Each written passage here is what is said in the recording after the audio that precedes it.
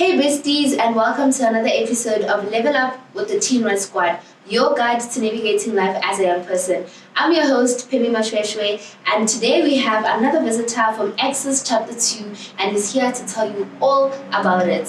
Hi, how are you? I'm good, thanks. How are you? I'm good, thank you. So please tell us about yourself and the amazing work that you do.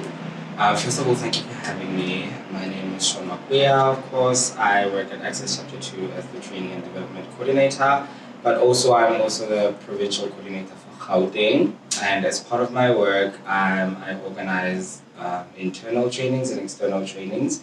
External trainings include, but are not limited to, understanding human sexuality for certain government departments and state-owned entities as well as private businesses as well. But also internally, what we do a lot of capacity building and skills development for our employees as well as the community, particularly the LGBTQIA plus community and women and girls in all of their diversities, because you know that in certain communities, the queer community in particular is very discriminated against. And because of that, they drop out from school, they can't further their studies and all of that, and that limits their career prospects. So we try as hard as we can to uplift them in terms of skills development and capacity building. That's a little bit of what I do at Access Chapter 2. But also, inclusive of that, I am a qualified HIV testing services counselor, which means I'm able to provide HTS services to anybody who comes to access these services in our clinic. So that's basically what I do in a nutshell. So, as someone that's a part of the LGBTQI community, what would you say are, please highlight at least two challenges that you really face when you have to get certain points across in the community, maybe when you're doing, an outreach or something like that? Like I mentioned, part of our identity as the queer community is to be discriminated against a lot, particularly when we want to access services, be it health, justice, whatever service that we want to access. Even if it's just community outreach work, we'll be rejected at first until we have to bring out the flair or the color in us. Then that's how we're able to penetrate communities. But part of the challenges that we mostly face is discrimination. Sure. And discrimination comes in various forms. There's stigma, there's bullying, and like I already alluded to the fact that a lot of our people drop out in school because of bullying and all of these issues. I'll give you an example as one of the challenges that we face. I have a friend who is gay identifying and is male, of course, and one time they went to a public health facility for STI treatments. Now you can imagine when you are a gay man who's also very effeminate, it's a taboo in black communities, especially in the township. So he got to the clinic and, as part of HIV testing services, there's a pre-counseling. As part of the pre-counseling, then you need to discuss sexual history. So this healthcare provider wants to find out my friend's sexual history and wants to find out how they got this STI, which is inclusive of how they have their sex. Yeah. Now he must explain that he has anal sex instead of vaginal sex. Yeah. That was the first red flag for the healthcare provider. And now, for STI treatment, you need to get a shot, and this shot can only be taken intravenously on your buttock, which means by injection, injection on your buttock. Yeah. And this means that he must take off his pants. Now, upon taking off his pants, this nurse finds a thong. And now you can imagine what went down from there. Yeah. It was a whole movie. She left the room, went to get her colleagues. Come see, there's a movie happening here, there's a comedy film happening here. And that basically is just an indicator of what people do to people like myself. When we try and access these services, you go to a police station to report your partner for domestic violence or intimate partner violence. Yeah. And as soon as I get there and I speak to a male police officer, the first question they'll ask is, as a man, how do you allow another man to do that to you? Yeah. Do you understand? So that's just some of the issues that we face. Of course, there's a wide variety of them. I mean, in schools, in churches, some people even suffer out of these things from their homes. You know, it starts from the family, and then you step out of the family home in the streets, there's bullying. You go to school, there's bullying. Church, which is what's supposed to be one of the safest spaces, Yeah. there's also bullying in there as well. And then you go to report these things in a police station, there's bullying. You try to access health services, there's discrimination and stigma and all of these things. Yeah. So yeah, that's basically some of the issues that we face. Yeah.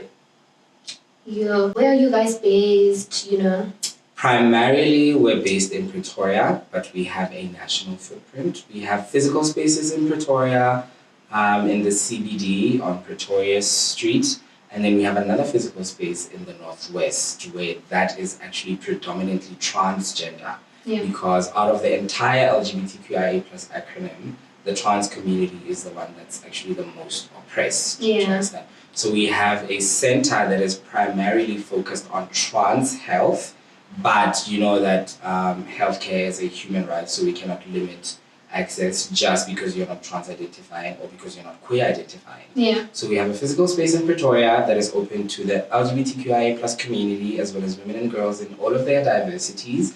But anyone is open to access these services and they are free as well. And then we have another physical space in the Northwest, of course, like I highlighted, that is for the trans community, but also everyone has access to these.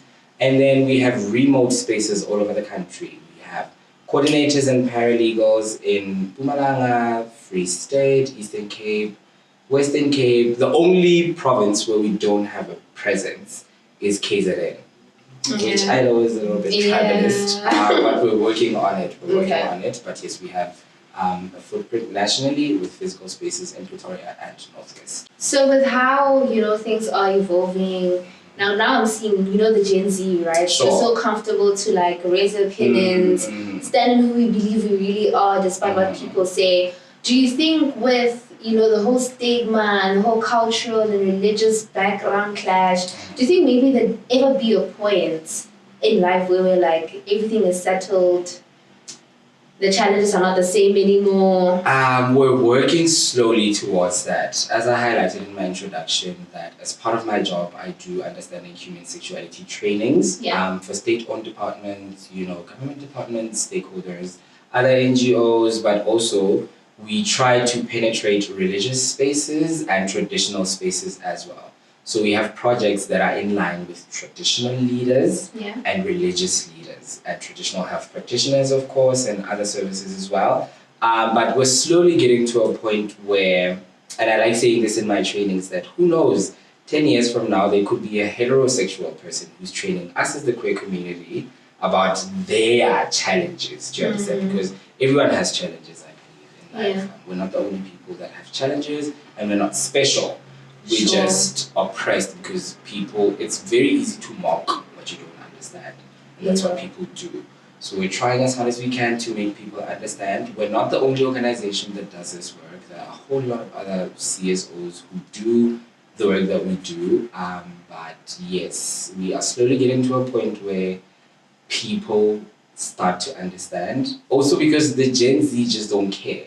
You guys just don't care. You just show up in your crop tops and your skirts with your beard and everything. People just don't care anymore. And we're also trying to implement this in schools as well because, you know, that's where children spend the most time.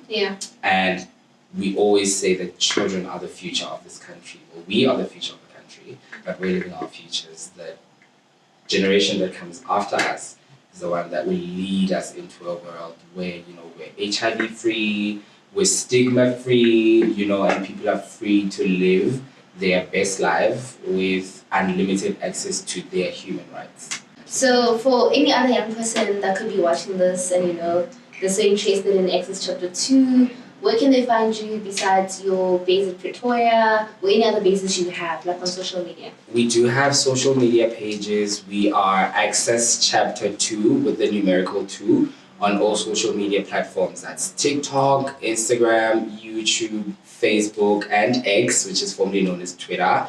And then we also have a website that is www.ac2.org, that's org.za.